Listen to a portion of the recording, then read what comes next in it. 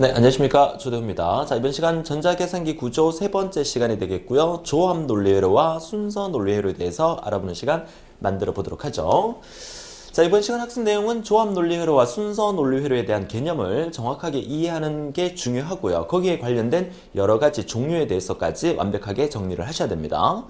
자, 우선 첫 번째 화면을 보기 전에 이 조합 논리회로와 순서 논리회로에 대한 개념을 일단 비교해서 먼저 설명을 드린다면 조합 논리회로든 순서 논리회로든 그 기본은 우리가 지난 2강에서 공부했던 논리회로 있죠. AND, OR, NOT, 그리고 NAND, XOR, NOR 이런 논리회로를 우리가 앞 시간에 배웠을 겁니다. 자, 그 논리회로는 하나의 회로로 구성이 되어 있지만 이 조합 논리회로와 순서 논리회로는 앞에서 배웠던 그 여러 가지 논리회로를 합해서 조합해서 큰 어떤 회로를 만든 것을 우리가 조합 논리회로다, 순서 논리회로다 이렇게 얘기를 하고요. 자, 그러면 이따 화면에서 조합 논리회로는 어떠한 회로들이 하나로 조합해서 조합 논리회로를 만들어 주는지에 대해서 우리가 공부를 하게 될 거고요. 그렇다면 이 순서 논리회로와 조합 논리회로의 가장 큰 차이점은 조합 논리회로는 그 어떤 데이터가 입력이 됐을 때 그 결과물을 그대로 나오게 만들어 주는 거지만 순서 논리회로라는 것은 어떤 데이터가 입력되었을 때 그 안에서 저장되어 있는 어떤 값에 의해서 그 결과물이 달라질 수 있는 것을 우리가 순서 논리회로라고 합니다. 자, 그 개념 일단 정리하시고 첫 번째 조합 논리회로 화면을 보도록 하죠. 자, 조합 논리회로의 정의는 이전 입력과 관계없이 현재 입력 조합으로부터 결정되는 논리회로다. 다시 말해서 현재 어떤 값이 입력이 되었으면 그 결과물이 그대로 나올 수밖에 없는 회로를 우리가 조합 논리회로라 하고요. 순서 논리회로는 현재 값이 입력이 되었을 때 그 안에서 어떤 저장된 어떤 데이터에 의해서 그 결과물은 서로 달라질 수 있다는 게 순서 논리회로라는 거. 다시 말해서 순서 논리회로는 저장 기능을 갖고 있다. 요거 하나 명심하시면서 본 강의를 들어주시면 좀 더 쉽게 해결이 될 수 있을 거라고 보여집니다. 자, 그렇다면 이 조합 논리의 종류로서는 우리가 반가산기, 전가산기, 병렬가산기 등등등 여러 가지 형태가 있습니다. 자, 그 중에서 우리가 첫 번째로는 반가산기에 대해서 우리가 공부를 하게 될 건데, 반가산기, 전가산기 예를 들으니까 가산기란 말이 많이 나오게 됐죠. 영어로 하면 adder라고 하는데요. 자, 여러분 그거 아십니까? 컴퓨터는 덧셈, 뺄셈, 곱셈, 나눗셈, 우리가 흔히들 사칙 연산이라고 하죠. 그 사칙 연산 중에서 덧셈밖에 할 수 없다는 사실을 혹시 알고 계십니까? 자, 우리 인간과 컴퓨터랑 비교했을 때 누가 더 똑똑하다고 얘기할 수 있겠죠? 물론 컴퓨터라는 기계를 만든 사람은 인간이고요. 그 인간이 컴퓨터를 만들었기 때문에 아무래도 우리 인간의 머리가 좀 더 똑똑하다고 볼 수는 있겠지만 컴퓨터가 우리 인간보다 뛰어난 점이 있죠. 그 뛰어난 점이 뭐죠? 그쵸. 연산 속도가 엄청나게 빠르다. 이게 컴퓨터가 뛰어난 거예요. 그러니까 우리가 아무리 복잡한 형태의 수식이라도 컴퓨터한테 명령만 내리면 컴퓨터는 엄청나게 빠른 속도로 그 결과물을 도출하게 되는데요. 그런데 컴퓨터가 연산을 해서 그 결과물을 도출하는 과정을 한번 자세히 분석해보면 참 멍청하게 계산을 합니다. 무슨 말이냐면, 자, 우리 인간에게 자, 연산을 한번 물어보죠. 자, 우리 인간에게 2 곱하기 5가 뭐냐라고 묻는다면 여러분 대답해 보세요. 그쵸? 10이라고 금방 대답을 하죠. 우리 인간은 생각할 수 있고 사고할 수 있기 때문에 우리가 구구단을 외우고 있기 때문에 2, 5, 10이라고 금방 대답을 합니다. 컴퓨터는 곱셈을 할 수 있느냐? 곱셈을 못해요.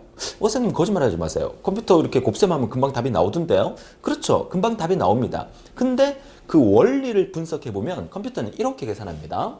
2 곱하기 5라는 과정을 2 더하기 2 더하기 2 더하기 2 이렇게 해서 2를 5번 더해서 10이라는 값을 얻게 되는 형태로 컴퓨터는 계산을 하게 돼요.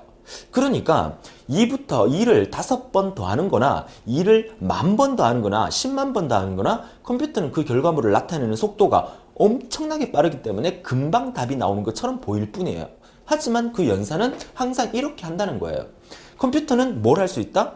뺄셈 못해요. 곱셈, 나눗셈 못해요. 뭐만 할 수 있다? 덧셈밖에 할 수 없다. 우리가 다음 시간에 진법과, 그러니까 이진수의 진법과 그리고 보수에 대해서 우리가 배우게 될 겁니다. 보수라는 것을 우리가 배우는 이유가 컴퓨터는 뺄셈 연산을 못하기 때문에 보수라는 것을 이용해서 뺄셈 연산의 결과를 얻게 돼요. 자, 이해할 수 있겠습니까? 그래서 컴퓨터는 덧셈의 엄청난 속도의 반복을 이용해서 모든 연산의 처리 과정을 얻어낼 수 있는 형태이기 때문에 우리 인간보다는 좀 멍청하다 이렇게 감히 얘기를 합니다. 우리 인간이 만든 창조물이죠. 자, 그렇다면 우리가 이번 시간에 공부하게 될 이 내용도 가산기에 대해서 공부를 하게 되는데 그 첫 번째가 바로 반가산기인데요. 자, 반가산기와 전가산기 두 개를 일단 비교해서 설명을 한다 그러면 컴퓨터는 항상 모든 연산을 덧셈으로 한다 그랬죠. 그래서 한 덧셈의 예를 제가 이렇게 적어봤는데요. 자, 이진수입니다. 우리가 다음 시간에 진법에 대해서 공부하면서 이진수에 대한 개념과 또 8진수, 16진수, 10진수에 대한 개념을 우리가 배우게 되겠지만 미리 이제 맛보기를 한번 본다면 이진수의 연산, 다시 말해서 자, 얘네 두 개를 이렇게 덧셈을 한다고 가정을 해볼게요. 자, 그러면 1과 1을 더하면 2가 됩니까? 그건 10진수 연산이고요. 이진수에서 들어있는 숫자는 0과 1 두 개밖에 없어요. 그러면 0과 1 두 개밖에 없기 때문에 모든 결과는 0과 1로 만들어져야 돼요. 다시 말해서 1과 1을 더하면 뭐가 돼요? 0이 되고 1이 올림수로 올라가게 되죠. 우리 그 10진수 연산에서 23 더하기 48을 한다고 예를 들면 8하고 3 더하면 그쵸? 1 올라가고 1 내려오고 이렇게 되는 거잖아요. 얘가 합의 결과고 얘가 올림수가 되는 거예요. 그러면 컴퓨터의 이진수 연산도 1과 1을 더하면 1이 올라가고 0이 내려와요. 자, 또 한 번 계산하면 1, 0, 1 계산해서 0이 되고 다시 한번 1이 이렇게 올라가게 되겠죠. 자, 이런 연산 중에서 컴퓨터에서 이 부분 자, 어떤 입력 두 개를 입력받았어요. 두 개를 입력받아서 1과 1을 입력받아서 합이라는 결과를 만들어내요. 그리고 합이라는 결과 말고 올림수라는 결과도 만들어내요. 이 역할을 하는 걸 우리가 반가산기다 이렇게 얘기를 합니다. 그래서 반가산기라는 것은 두 개의 입력을 받아서 합과 올림수를 발생시키는 것을 우리가 반가산기라고 얘기를 하고, 그러면 다음 페이지에서 우리가 공부하게 될 전가산기라는 것은 이렇게 발생된 올림수와 두 개의 입력을 모두 합해서 역시 합이라는 값과 올림수를 발생시키는 것을 우리가 전가산기라고 얘기를 해요. 그래서 결국 이진수의 이런 덧셈은 반가산기와 전가산기가 혼합이 돼서 계속 반복을 해서 내가 원하는 결과값을 얻어낼 수 있게 되는 거죠. 자, 우리가 지금 공부하고 있는 것이 뭐다? 그쵸? 가산기 중에서 반가산기를 공부하고 있는 겁니다. 그렇다면 여러분들 지난 시간에 우리가 배웠던 and, or, not, xor, not, nor 자, 이 논리 회로에 대한 개념을 정확하게 이해하셨다면 여기서 여러분들은 힌트를 얻을 수가 있어요. 이번 시간에 제가 여러분한테 말씀드리려고 하는 게 구체적으로 무엇인지. 무슨 말이냐? 두 개의 입력이 1, 1일 때 값이 0이 나왔어요. 1, 1일 때 0이 나왔는 논리 회로가 우리 지난 시간에 배웠던 것 중에서 무엇인가를 한번 잘 생각해 보세요. 답은 이따 말씀드리죠. 그쵸? 자, 그런 원리를 이용해서 결과를 만들어 주는데 우리가 지금 얘기하고 있는 이 반가산기는요. 반가산기는 두 개의 입력이 들어왔습니다. A라는 값과 B라는 값에 두 개의 입력이 들어왔죠. 자, 다른 색깔로 다시 한번 표현을 하죠. 자, A라는 값과 B라는 값이 들어왔을 때 자, A, B가 이진수로 표현될 수 있는 역시 경우의 수는 00, 01, 10, 11 네 가지밖에 없죠. 그러면 A와 B가 각각 00일 때 합의 결과는 뭐가 나오고 올림수, 캐리의 결과는 뭐가 나오는지를 진리표로 적어 본 거예요. 간단하죠? 0과 0을 만나면 여기서 연산해서 0과 0이 만났을 때는 합이 0이 되고 올림수 없잖아요. 그쵸? 그러니까 0과 0이 만나면 합이 0이 되고 올림수 없어요. 올림수도 0이에요. 그쵸? 근데 0과 1이 만나면 합이 1이 되죠. 근데 올림수 있어요? 없어요? 없어요. 1과 0이 만나면 합이 1이 되지만 올림수 역시 없습니다. 1과 1이 만나면 합이 0이 되고 올림수가 1이라는 게 발생이 되죠. 이게 반가산기의 진리표라는 거예요. 이해할 수가 있겠습니까? 자, 그런데 가만히 들여다보니까 AB가 00, 01, 10, 11일 때 S의 값이 0, 1, 1, 0이다. 이렇게 나오는 거 우리가 지난 시간에 배웠죠? 지난 시간에 진리표에서 뭐 했습니까? 그쵸? 두 개의 입력이 서로 다를 때는 1이고 같을 때는 0이라는 결과물을 우리가 XOR라고 우리가 배웠었어요. 그래서 반가산기의 S의 결과는 XOR랑 똑같은 거죠. 그러면 반가산기 올림수의 결과를 보세요. 두 개의 입력이 둘 다 1일 때만 두 개의 입력이 둘 다 1일 때만 1이고 나머지는 다 0이에요. 이거 우리 앞에서 배웠던 and, or, not, xor 중에서 뭐였습니까? and였죠. 아하. 그래서 반가산기의 합은 S의 결과는 XOR의 결과랑 똑같고 반가산기의 C의 결과는 AND의 결과랑 똑같더라. 결국 반가산기는 뭘로 만들었다? XOR 한 개와 AND 회로 한 개로 만들어진 게 바로 반가산기예요. 이해하셨습니까? 재밌지 않습니까? 자, 그래서 우리가 지난 시간에 쌍꺼풀 수술한 거, 자, 요 모양을 우리가 XOR라고 말씀드렸었죠. 베타적 논리합 XOR. 그리고 AND의 D자 모양으로 생긴 이 회로를 우리가 AND 회로라고 말씀을 드렸어요. 그래서 이 두 개를 조합을 한 거죠. 어떻게? 두 개 입력 A가 이쪽에도 들어가게 되고 AB가 이쪽에도 이렇게 들어가게 되면서 두 개를 조합하니까 나오는 결과물이 썸과 캐리가 결과물로 나오더라. 썸의 결과는 이런 결과를 얻을 수가 있고 캐리의 결과는 이런 결과를 얻을 수 있으니까 XOR와 AND의 결과랑 똑같더라. 자, 반가상기 이해하셨죠?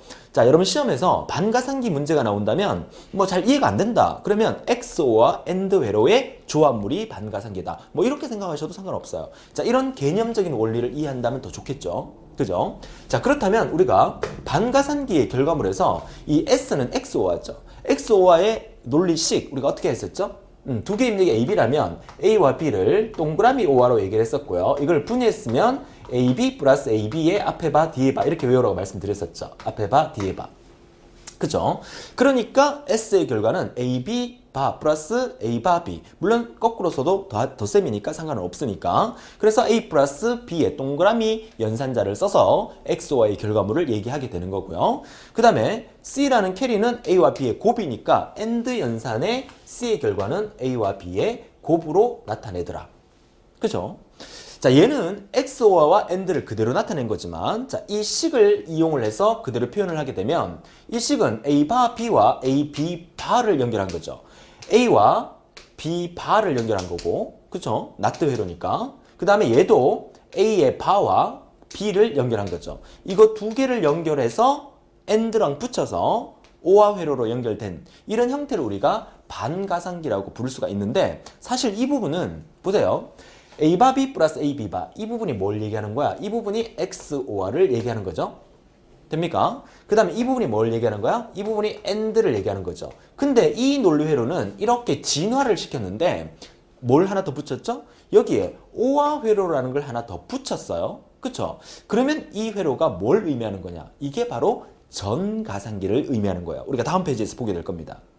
자, 이해하셨습니까? 자, 그래서 이번 페이지에서는 하프헤더, 반가상기의 정확한 개념과 반가상기가 하는 일이 무엇인지, 반가상기의 진리표와 반가상기의 그림과 그리고 반가상기의 논리식까지 여러분이 정리하신다면 시험 문제에서 만약에 조합 논리에서 여러 가지 종류 중에서 나온다면 반가상기에 대해서 시험에 나오는 경우가 가장 많기 때문에 반드시 알아둘 수 있도록 해주세요. 자, 그러면 이런 OR 회로를 덧붙인 것을 우리가 전가상기라고 하기 때문에 전가상기에 대해서 우리가 다음 페이지에서 보도록 하죠. 자, 전가상기를 우리가 풀에더라고 합니다. 반가상기 회로의 뒷자리에 발생한 자리 올림수를 처리하기 위해서. 그쵸? 자, 그래서 그림을 보니까 반가상기가 여기도 하나 있고 또 반가상기가 여기도 하나 있어요. 두 개의 반가상기에다가 OR 회로 하나를 연결해 버리니까 이게 전가상기가 되더라. 자, 앞서 화면에서는 반가상기 하나에다가 OR 회로의 그림을 제가 보여드렸지만 반가상기에다가 OR 회로를 하나 붙이는 형태, 그런 형태로 만들어주는 게 또 발전할 수 있다는 부분을 설명을 드린 거고, 전가상기 부분에서 전가상기 회로는 반드시 기억합니다. 반가상기 두 개와 OR 회로로 연결된 게 바로 전가상기다. 이렇게 이해를 하셔야 됩니다. 자, 그렇다면 전가상기 같은 경우에는 입력되는 자체가, 우리가 연산하는 자체가 두 개 입력 A와 B가 있어야 되고 캐리라는 올림수를 같이 더해주는 거죠. 그래서 입력 자체가 뭐가? 3개가 되는 거예요. 자, 3개 입력이 들어와서 반가상기 두 개를 통과해서 OR를 통과해서 나오게 되면 전가상기의 결과를 얻게 되는데, 결국 전가상기의 결과 S의 결과는 어떤 결과를 맞게 되느냐? 자, 보세요. 자, 진리표부터 보게 되면 AB가 0, 0이에요. 0과 0을 더하게 되는 거죠. 그리고 올림수가 없어요. 그럼 합은, 썸은 역시 없겠죠. 올림수, 캐리도 없습니다. 그죠? 자, 이 개념 여러분 충분히 이해할 수 있을 거라고 봅니다. 조금 밑에 내려가서 이 부분 볼까요? 자, A와 B가 둘 다 1입니다. 1, 1이고 올림수가 없어요. 그쵸? 올림수가 없으면 썸은 0이 되는 거고 1, 1 더하면 0이 되고 올림수 1이 발생하죠. 마지막 거 해볼까요? 자, 1과 1과 1을 더하게 되는데, 자, 마지막 걸 보게 되면, 자, 1과 1을 더하면서 올림수라는 1이 있어요. 얘가 A가 되고, 얘가 B가 되고, 얘가 올림수 캐리가 되는 거예요. 얘를 더하게 되면, 1, 1, 1에서 3이 아니라, 1이 떨어지고 1이 올림수가 발생하게 되죠.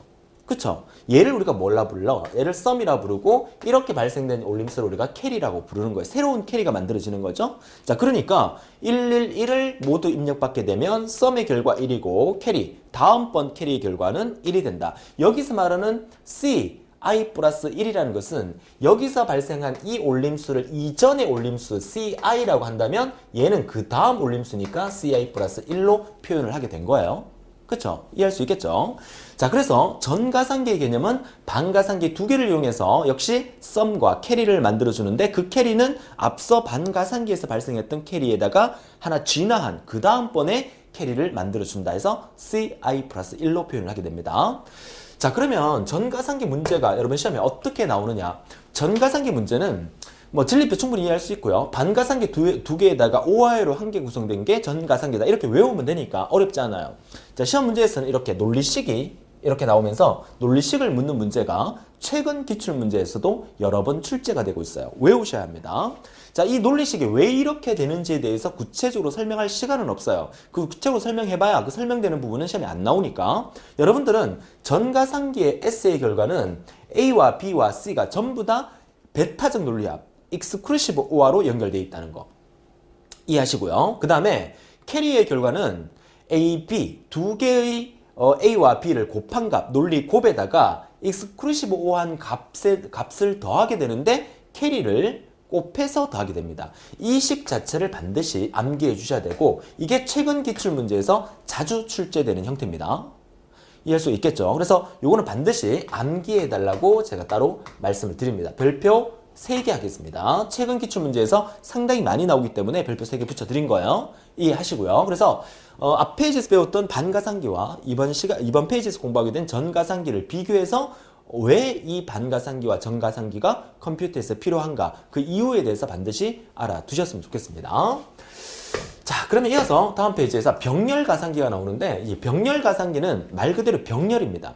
병렬이라는 것은 두 개를 동시에 실행하면서 가산의 결과를 얻어낼 수 있다. 이런 얘기인데요. 일단 정의는 n비트로 이진수 A 그리고 B에 대한 덧셈을 n개의 전가산기를 이용하여 구현한 실질적인 가산기다. 이건 무슨 말이냐면 우리가 반가산기를 이용해서 첫 번째 자리를 연산을 했죠. 그리고 올림수가 발생하면 전가산기를 이용해서 두 번째 자리를 연산을 했죠. 그리고 세 번째, 네 번째 이어지면서 계속 병렬가산기를 이용해서 나머지를 다 계산을 해주게 되는 거예요. 그러니까 결국 실질적으로 연산을 하는 역할을 하는 계산기는 바로 병렬가산기가 된다. 이렇게 생각을 하시라는 거죠.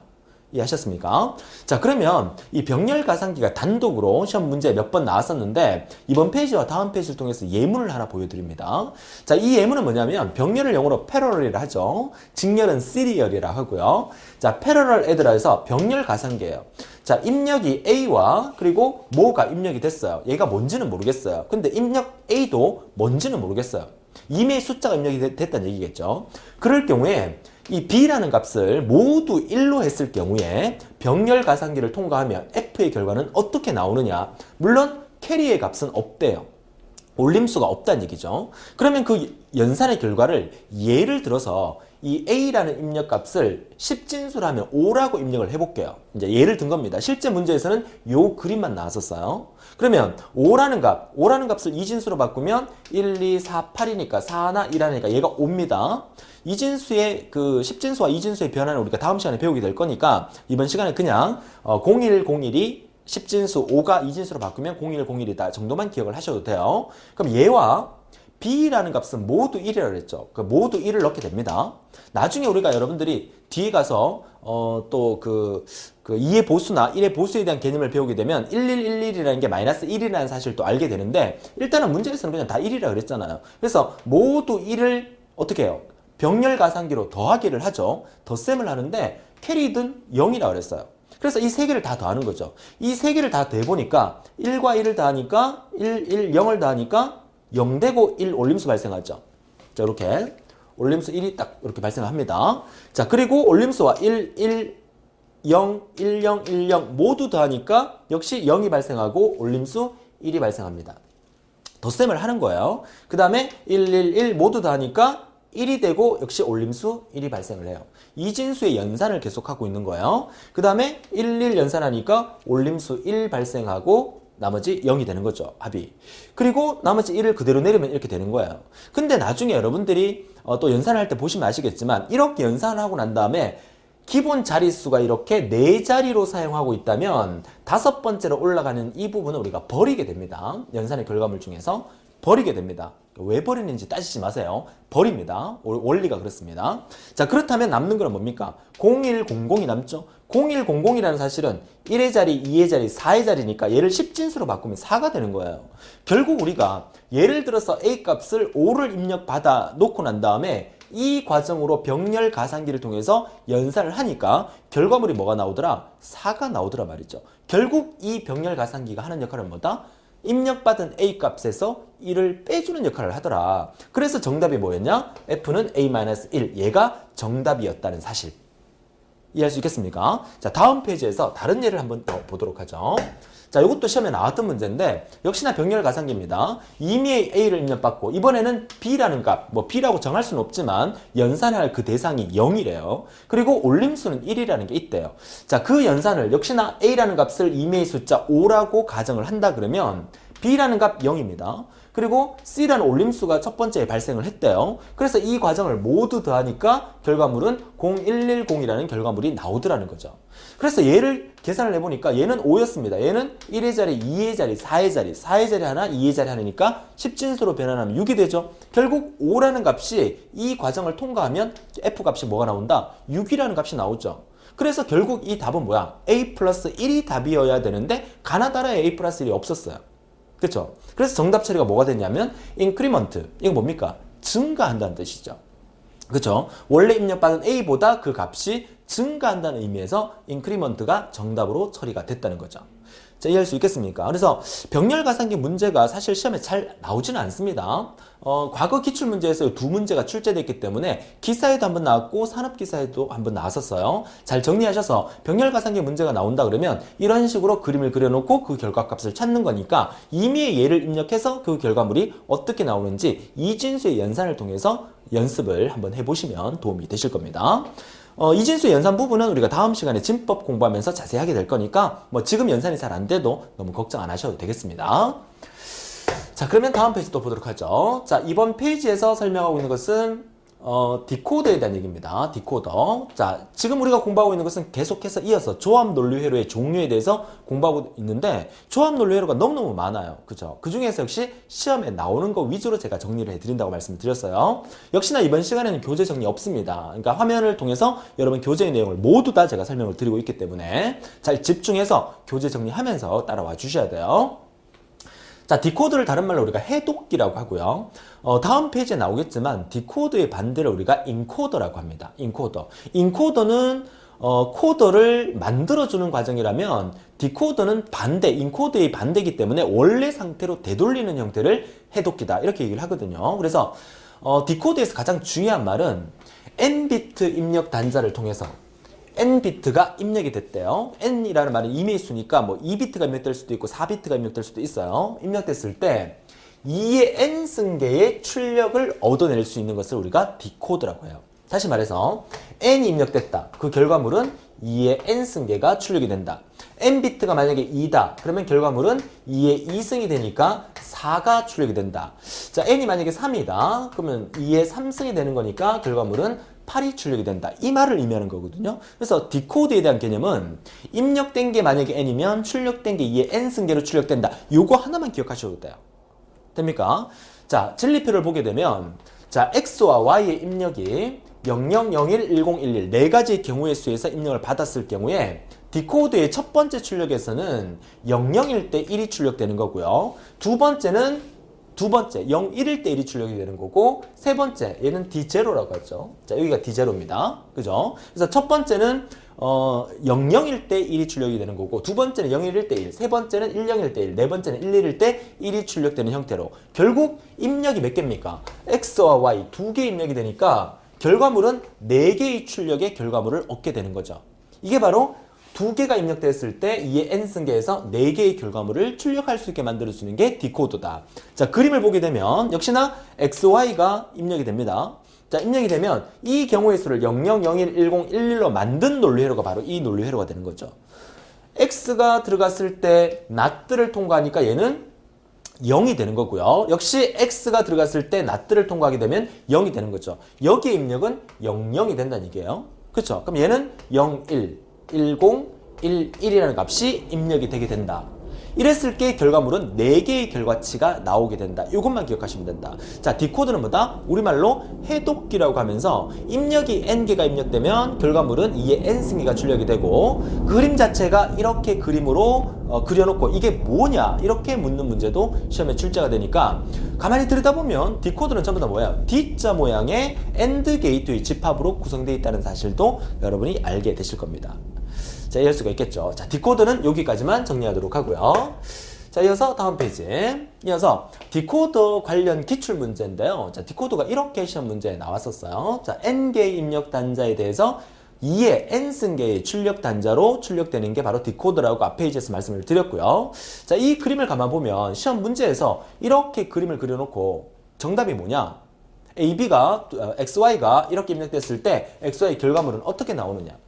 자, 어렵게 생각할 필요 전혀 없습니다. 가만히 들여다보면 자, 출력 단자가 0, 1, 2, 3 3개가 있다는 얘기죠. 그러니까 D1, D0, D1, D2, D3 이렇게 3개가 출력이 된다는 얘기예요. 자, 첫 번째 출력 과정을 이렇게 보면 얘를 따라서 보면 바로 연결이 되죠. 그죠? 근데 두 번째 1회 출력 과정을 보니까 여기가 뭐예요? X 이렇게 되니까 단절돼 있다는 얘기야. 연결이 안 돼 있다는 얘기예요.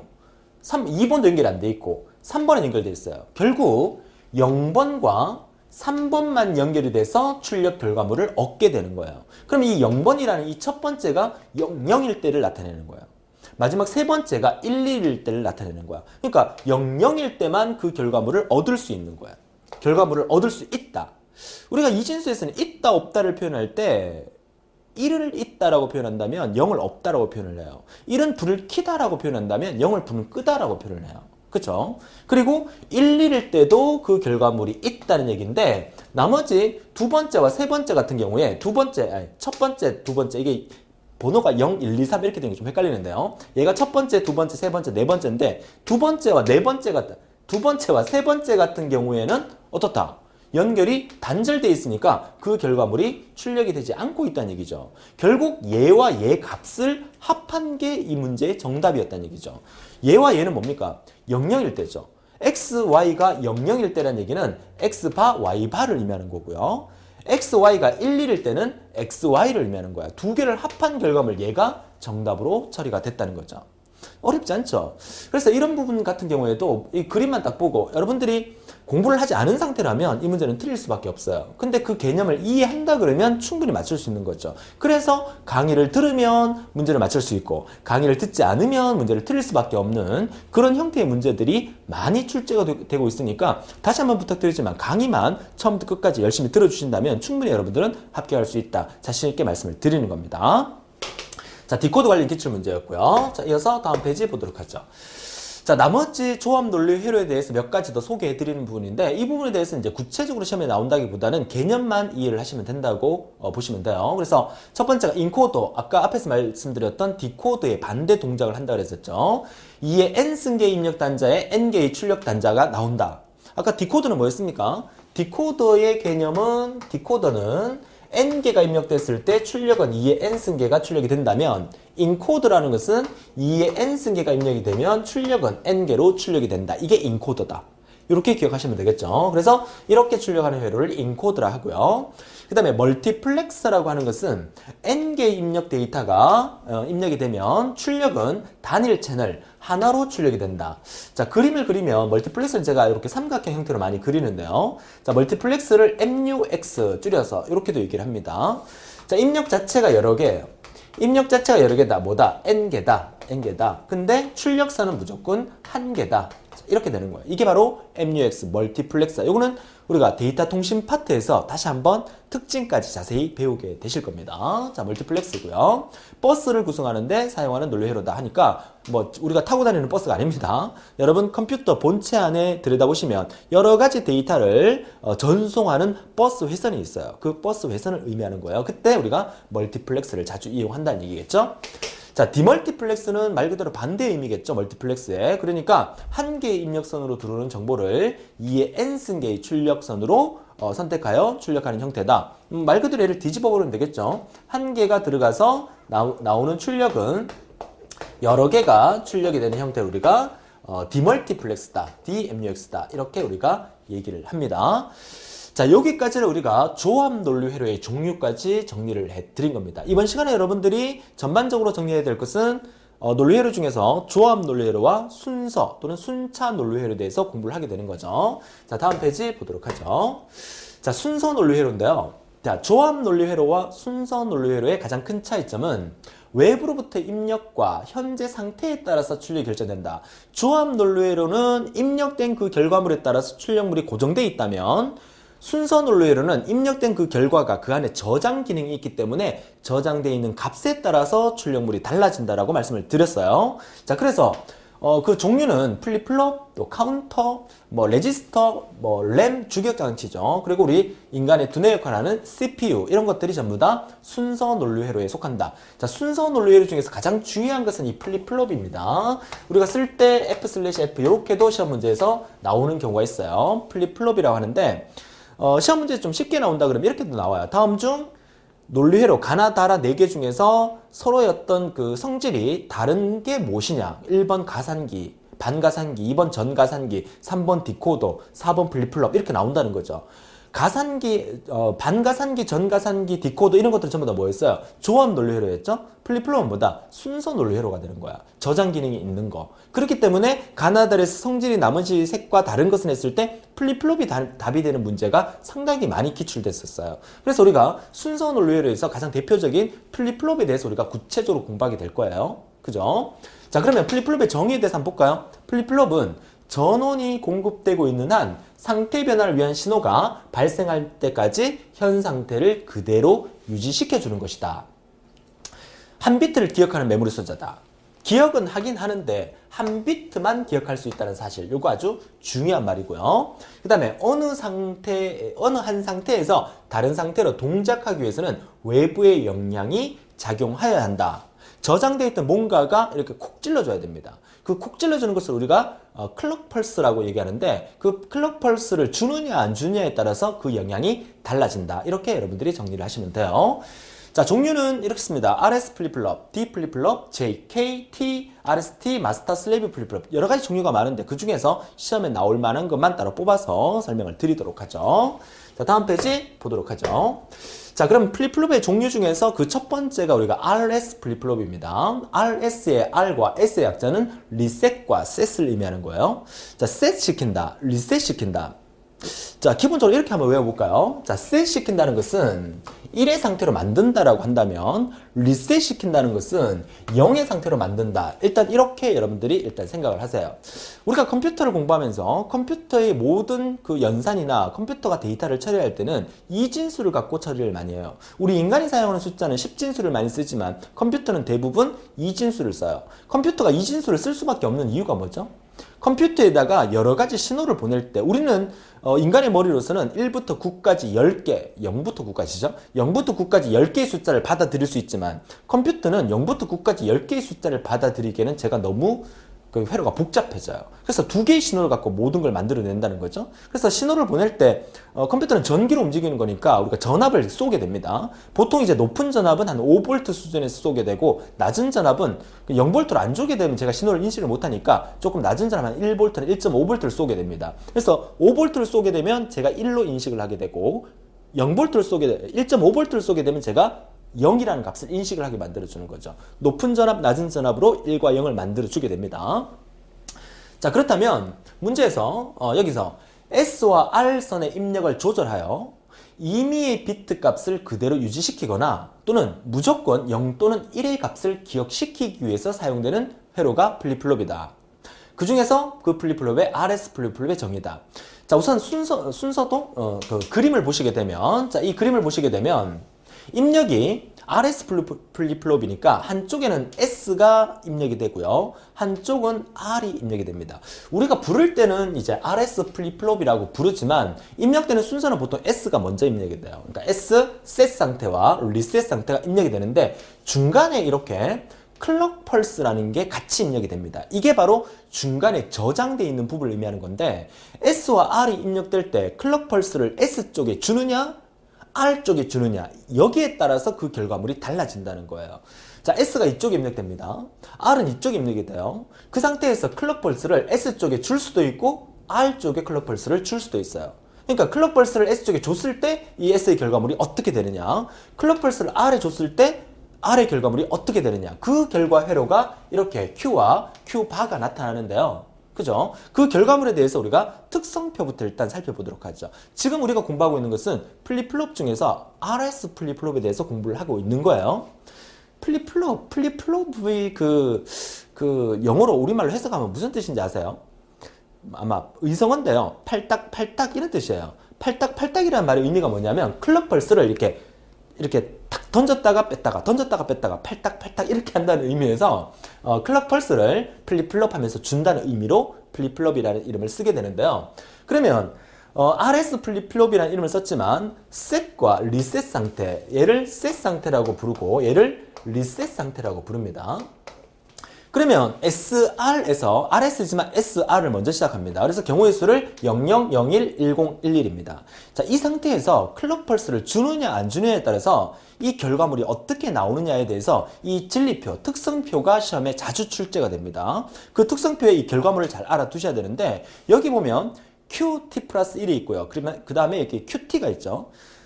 T 플러스 1과 T는 현재 상태와 다음 상태를 나타내는 말입니다. 만약에 QT가 현재 상태라면 QT 플러스 1은 다음 상태가 되는 거고, 만약에 QT가 이전 상태라면 현재 상태는 QT 플러스 1이 되는 거죠. 과거, 현재, 미래로 따지면 과거가 QT라면 현재는 QT 플러스 1이고 미래는 뭐가 되겠어요? QT 플러스 2가 되는 거예요. 자, 여기서 이제 시험 문제 나올 때는 여기가 QT로 나오고 얘는 QT 플러스 1로 나온다면 얘는 이후고 얘는 이전이다 이렇게 보시면 돼요. 얘가 현재면 얘가 이후다 이렇게 보시면 돼요. 그래서 문제는 어떻게 나올지 모르니까 뭐 QT 마이너스 1 이렇게 나올 수도 있어요. 여기가 QT 마이너스 1이면 여기가 QT가 되는 거예요. 그죠? 여기가 QT 마이너스 1이면 그 다음은 QT가 되는 거고.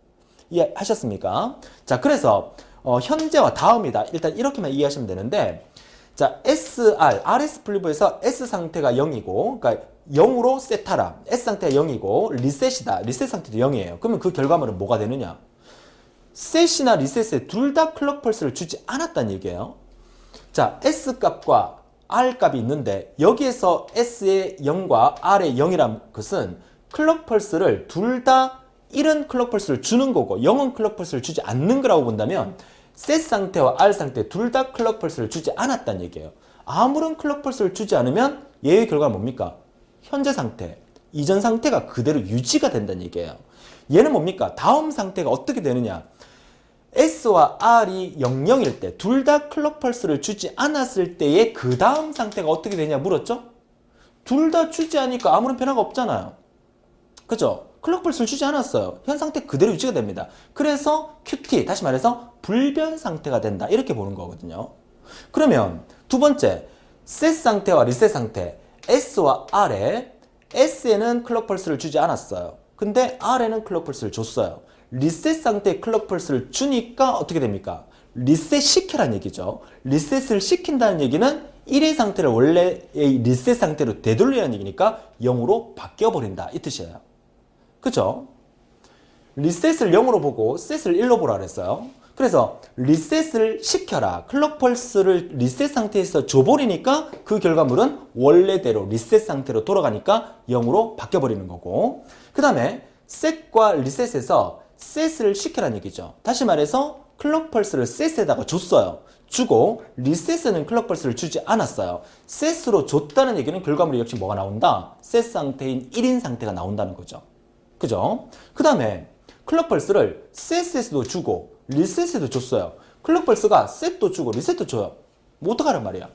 그죠? 둘 다 줘버리면 얘가 정신을 못 차리죠. 그러니까 이 상태는 뭐야? 아무 일도 하지 못하는 멈춰버리는 상태가 되어버린 거죠. 이 상태를 우리가 동작 안 된다 또는 부정 상태다 이렇게 얘기를 합니다. 그래서 여러분들이 RS 플립플롭의 특성표에서는 여러분들이 어떻게 외우셔야 되냐면 무조건 이 상태를 외우셔도 됩니다. 불변, 리셋, 셋, 부정.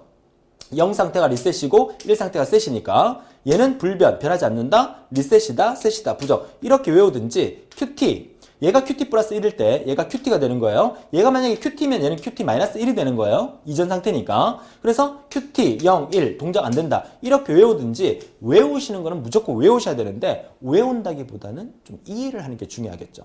그쵸? 그래서 S와 R의 상태가 00, 01, 10, 11이란 말은 0인 S 상태에 클럭 펄스를 안 주겠다 이 뜻이고요. 얘는 리셋 상태니까 안 주겠다, 주겠다, 안 주겠다, 주겠다 이렇게 경우의 수가 들어가는 거예요. 그랬을 때 클럭 펄스를 줬을 때 S와 R의 결과물이 어떻게 나오는지에 대해서 특성표를 통해서 보여드리는 겁니다.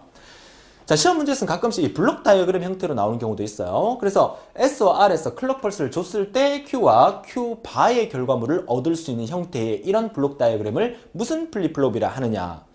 RS 플립플롭이죠. 그 다음에 여기표라는 부분이 있는데 여러분 교재에 나오니까 보여드립니다. 여기표는 내가 원하는 결과물을 얻기 위해서 필요한 부분이에요. 그러니까 QT와 QT 플러스 1 현재 상태와 다음 상태 또는 이전 상태와 현재 상태에 대한 부분이 결과가 00, 01, 10, 11로 나오게 하려면 입력의 SR은 어떻게 만들어주면 되느냐 이걸 묻는 거예요. 그죠? 자, 그러면 00 상태를 만들어 주려면 셋 상태에서는 클럭 펄스를 줄 필요가 없어요. 그죠? 0입니다. 근데 리셋 상태는 클럭 펄스를 주나 안 주나 똑같이 00 상태가 나올 수밖에 없어요. 이해되셨습니까? 그 다음에 0, 1인 경우를 결과를 도출하고 싶다. 현재 상태와 다음 상태 또는 이전 상태와 현재 상태를 0, 1 상태를 만들어주고 싶다. 그럴 경우에는 반드시 셋에 해당하는 클럭 펄스를 줘야 되고 리셋 상태는 클럭 펄스를 주지 않습니다. 이런 경우에 이 결과가 생기는 거고요. 역시 101 때는 셋 주지 않고요. 클럭 펄스를 리셋 상태 클럭 펄스를 주게 되는 거고요. 11인 결과를 도출하려 그러면 리셋 상태 클럭 펄스 주면 안 되고요. 셋 상태에서는 클럭 펄스를 주나 안 주나 똑같이 11이라는 결과값을 얻게 되더라. 자, 이 개념으로 이해하신다면 이 여기표까지도 정리를 할 수가 있겠죠. 자, 시험 문제에서는 다음 RS 플립플롭의 특성표로 올바른 것은 해서 이 그림 자체를 그려놓고 답을 찾는 형태의 문제도 출제가 되고요. 이렇게 문제 나올 때 이렇게 나올 수도 있고 이렇게 나올 수도 있는 같이 알아두셔야 되고요. 여기표를 묻는 문제도 시험에 나올 수가 있습니다. 그리고 RS 플립플롭의 특징에 대해서 묻는 문제도 시험에 나올 수가 있어요. 그래서 전체적인 걸 다 한번 기억해 주셔야 되고 이 그림 자체도 시험에 나올 수 있으니까 그림도 기억해 주셔야 돼요. 자, 그러니까 결국 이 RS 플립플롭으로 뭔가를 동작시키려 해요. 지금 여러분들이 공부하고 있는 이 플립플롭이 도대체 어디에 쓰이느냐? 우리가 다음 시간에 우리가 CPU라는 걸 공부하게 될 거고요. CPU라고 하는 것은 Central Processing Unit라고 해서 컴퓨터에서 중앙 처리 장치고 인간으로 따지면 우리 인간의 두뇌 역할을 하는 거예요. 우리 인간의 머릿속에는 기억 장치가 있죠. 그렇죠? 주기억 장치라는 게 있습니다. 우리 인간의 머릿속에도 기억 장치가 있듯이 컴퓨터의 CPU 내에도 기억 장치가 있어요. 그 기억 장치를 우리가 이름하여 뭐라 부르냐면 레지스터라고 불러요. 레지스터. 그 레지스터 속에 존재하는 여러 가지 회로들 중에서 대표적인 게 바로 이 플립플롭이에요. 이 플립플롭으로 그 결과물을 어떻게 얻느냐에 따라서 그 결과를 중간중간에 저장하게 되는 거죠. 오늘날의 여러분 집의 컴퓨터는 보통 64비트 컴퓨터를 많이 쓰게 될 거예요. 그 64비트 컴퓨터라고 하는 것은 CPU 내에 존재하는 그 레지스터의 기억 장치가 64개가 있다는 얘기예요. 그만큼 많은 것들을 동시에 기억할 수 있으니까 그 처리 속도가 빨라진다는 의미가 되겠죠. 자, 좋습니다. 자, RS 플립플롭인데 근데 이제 이 RS 플립플롭의 가장 큰 단점이 뭐라고 보여집니까? 어떤 그 셋과 리셋의 그 결과물 중에서 뭐 이렇게 클럭 펄스를 막 주니까 이 네 번째 과정에서 둘 다 클럭 펄스를 주니까 동작이 안 되는 상태가 발생돼 버렸죠. 어떤 회로를 만들었는데 어떤 중간에 하나의 어떤 경우의 수 때문에 동작이 안 된다 그러면 그 회로를 만들어 놓고도 참 불편할 수밖에 없겠죠. 동작을 하게 만들 수는 없을까?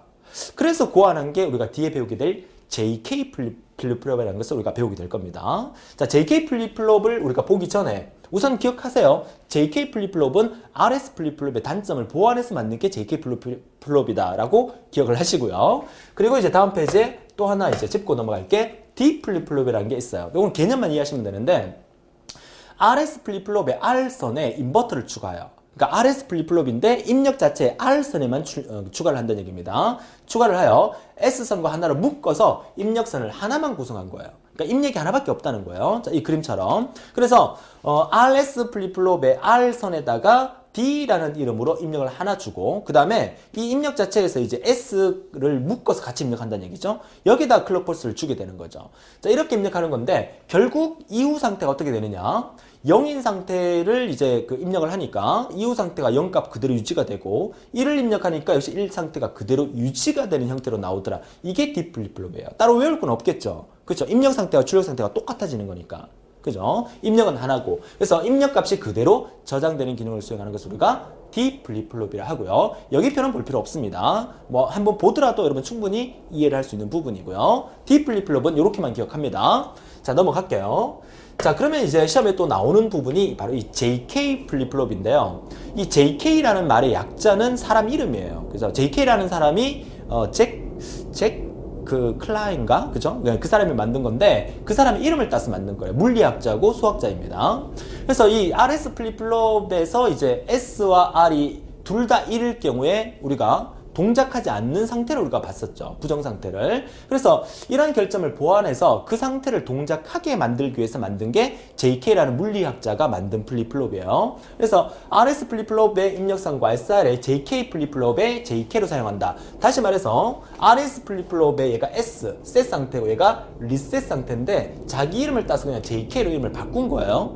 그래서 그 결과물은 첫 번째, 두 번째, 세 번째는 똑같아요. 얘는 변하지가 않죠. 그죠? 원래 그대로입니다. 얘는 0으로 리셋되는 거고 얘는 1의 상태니까 셋되는 거예요. 근데 얘는 뭐였어요? 그죠? 부정, 동작하지 않았는데 JK 플립은 어떻게 된다? 반전이 돼버리는 거야. 입력 상태에 들어오는 상태를 출력 상태가 입력값과 반대로 돼버리는 거. 0이 들어오면 1로 돼버리고 1이 들어오면 0으로 반전돼버리는 거. 그 상태를 만들어버린 거죠. 뭐 어떻게 만든 것까지는 우리가 기억할 필요는 없겠죠. JK라는 사람이 그렇게 만들어서 RS 플립플롭의 단점을 보완한 거니까. 그러니까 여러분 시험 문제에서는 어떻게 나온다? 이 진리표, 특성표를 그려놓고 얘가 무엇입니까? 무슨 플립플롭에 대한 부분입니까? 그러면 불변, 리셋, 셋까지는 RS와 JK가 똑같아요. 그죠? 그럼 마지막 이 부분이 반전이냐 부정이냐에 따라서 JK냐 RS냐를 구별해 주면 되겠죠.